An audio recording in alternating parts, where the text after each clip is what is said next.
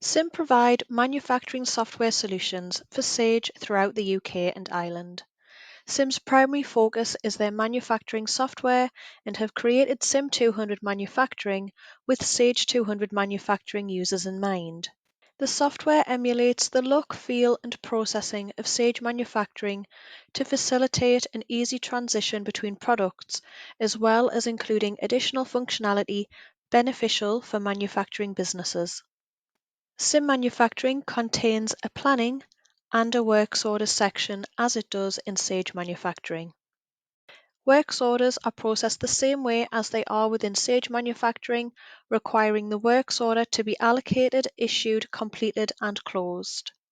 The works order list looks similar to the Sage 200 works order list, with processing actions across the top of the list. The planning module also works in likeness to Sage manufacturing, requiring you to run MPS and MRP to read the demand and return lists relating to replenishment, exclusions, and recommendations.